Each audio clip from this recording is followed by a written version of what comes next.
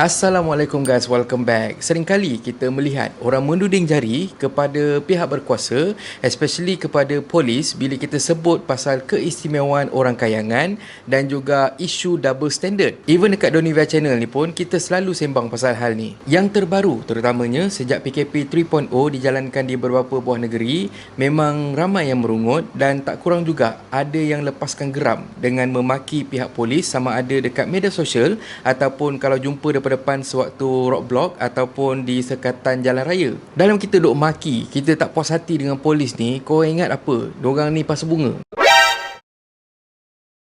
Diorang tak ada mak ngayah. Macam tu juga yang jadi bila seorang hamba Allah ni dia mempersoalkan pasal rentas negeri dan juga rentas daerah kepada seorang polis melalui TikTok. Kata orang ni, "Oi polis, kami tak boleh raya macam mana?" Makanya, polis ni jawab berdasarkan pengalaman dia kenapa mereka bertegas dan kenapa kita kena patuh SOP. Anak kecil umur 3 tahun ikut mak ayah dia pergi cari kelengkapan raya, baju raya. Dan sebelum naik ke kereta tu, anak dia macam pensan.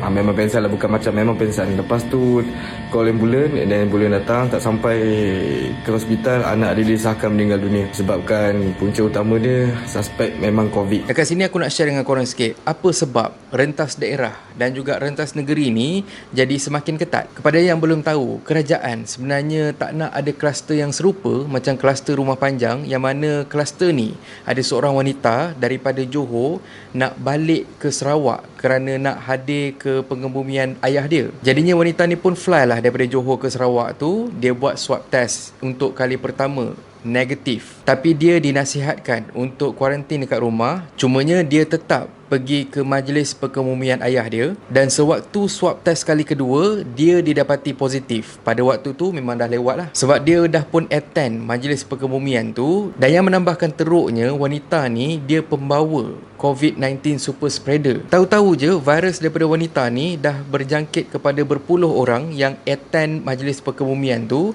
yang mana ada antara mereka berusia seawal 11 bulan. Kita nak salahkan wanita ni 100% pun payah juga. Sebabnya kalau kita berada di tempat dia, korang yakin ke korang takkan buat macam mana yang dia buat? Sebagai anak, takkan kita tak nak menghadiri majlis pengebumian ayah kita? Orang yang kita sayang meninggal, otak kita pun dah takkan fikir dah pasal virus, pasal gunung berapi ke benda semua ke. Pada kita, itu nombor 12. Sebab kita dalam crowded ni, kita tak tahu siapa yang pembawakannya penyakit ni.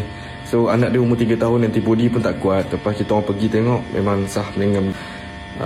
So jangan ada lagi lah petikai tentang kenapa tak boleh rentas negeri, kenapa tak boleh rentas daerah. Jadinya sebab tu polis kena tegas. Dan juga aku minta tolong sangat-sangat, especially kepada golongan kayangan yang tonton video ni, korang janganlah susahkan polis lagi. Tak payahlah nak gunakan nama dan juga kuasa korang tu untuk buat perkara yang boleh mendatangkan kemarahan ataupun yang mengguris hati rakyat. Kami tahu korang special, jadi tak perlu nak tunjukkan privilege korang tu dekat kita orang. Dan kita orang pun tak ada nak congkel. Kalau kata korang lepas ke apa ke, buat diam-diam sudah. Sebab bila kau kongsi privilege kau tu dengan riaknya dekat media sosial, kau jangan marah kalau kata netizen kecam kau, dan kau jangan nak play victim. Jangan mengada-ngada nak main sentimen agama. Waktu tu lah pula pahala berganda lah apa benda semua. Kau yang cipta masalah, tiba-tiba kau pula dapat pahala.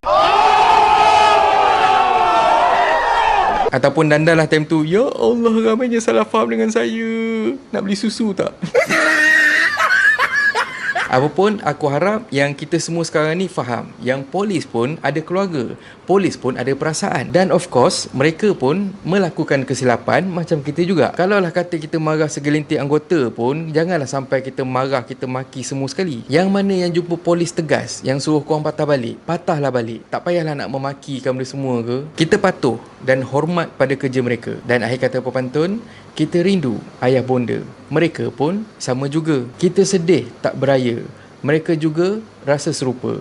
Dan kalau korang suka konten yang ada dalam channel ni, please consider to subscribe, okay? So thank you very much for watching and have a nice day. Assalamualaikum.